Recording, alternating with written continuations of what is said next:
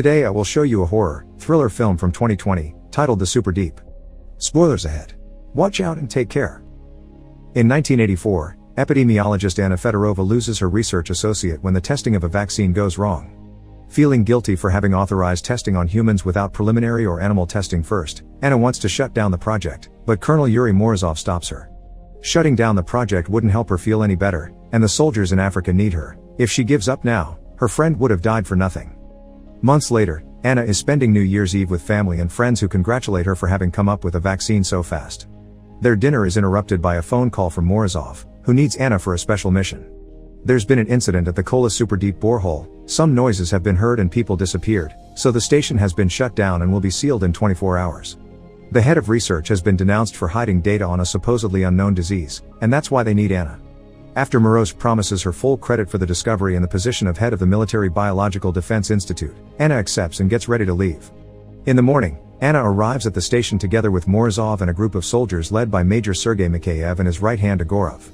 As soon as they land though, they already encounter their first problem. A scientist has escaped the station with a grenade in hand that he detonates as soon as he reaches the helicopter. The group hears a buzzing in their ears for a few seconds, but luckily they're all fine. Anna wastes no time and goes to check the scientist's body to gather a sample while Sergei teases her for her accent, trying to guess where it's from. The sample, however, turns to dust as soon as Anna puts the lid on the test tube, and she can't help noticing a weird red glow on the body as well. One of the station's guards explains that the scientist went crazy as soon as he reached the surface, and he was so strong not even 3 soldiers could stop him. The rest of the staff is being evacuated now, so Anna goes to take samples from them before they leave. One of the men tells her everyone's dead down there and the disease is a lie, so she should run back to her family. All the miners seem fine, but the one with the scar saw something that has scared him, so Anna does think it may be more than a disease.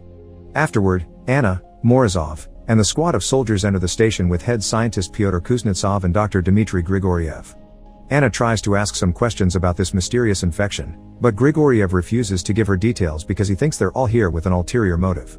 He'll only help them enough so that they can get their sample and guarantee a safe evacuation for all the survivors, no more. Anna wants to know why he even locked up the survivors in the first place, but Grigoriev doesn't answer that either.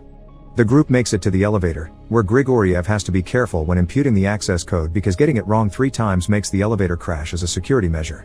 Thankfully he gets it right on the 3rd try, so the party begins descending into the deepest man-made hole in the world.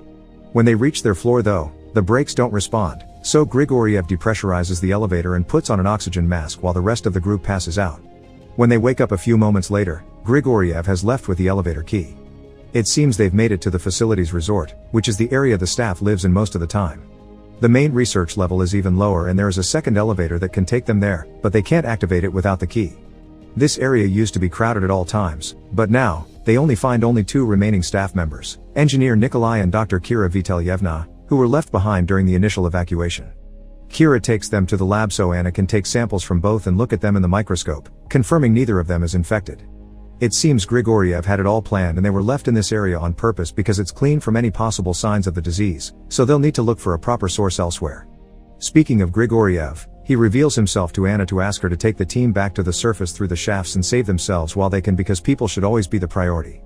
Anna calls the soldiers to capture him, but before they can reach him, Grigoriev escapes using the elevator, only leaving a bloodstain on the door behind. They decide to send a group of soldiers led by Agorov into the shaft, which they need to force open because Grigoriev had sealed it up.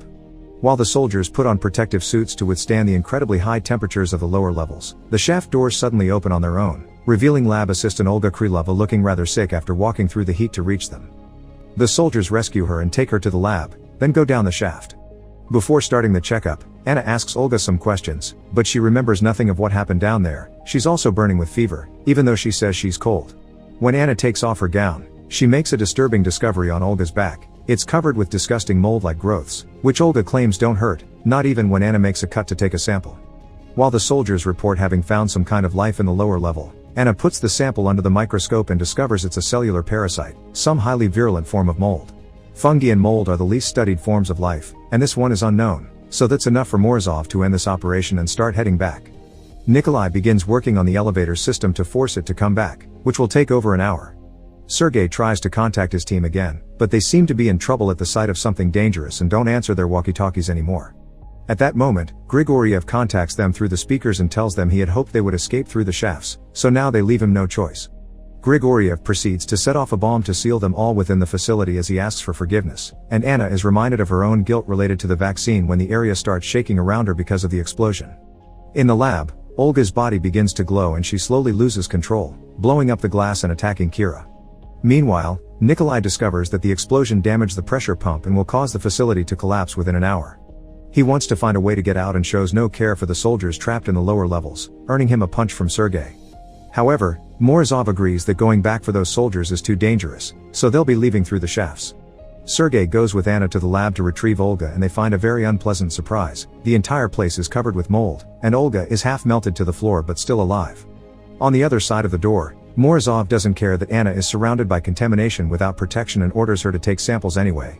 When she and Sergei come closer though, Olga begins releasing a cloud of spores, so Sergei runs out of the room and Anna steps back and grabs a mask to avoid breathing them in. That's how she comes across Kira, who has been infected and mutated like Olga, and she dies when her bones suddenly poke out. Anna tries to leave the room and has another guilt-associated hallucination when she slips, but this allows her to find a fire extinguisher. She uses it to clean the air around her so she can open the door without the mold escaping, and after closing it again, she asks Nikolai to use the extinguisher on her body to disinfect her. Afterward, Anna goes to check on Sergei, but it's too late, he's already infected and has lost his sight. When she tells everyone about Kira, Pyotr explains that it isn't supernatural. This mysterious mold is like the fungus that takes over an ant and makes it go back to its nest so it can release its spores and infect everyone else. Anna asks Morozov to speak in private so she can tell him about her discovery. The mold dies when exposed to cold and it's been using human bodies to survive in the upper area's permafrost. She wants to stay with Sergei to search for the last survivors while Morozov goes back to the surface and calls a rescue team, but this isn't even an option. The facility will be shut down in 5 hours, there's nobody coming.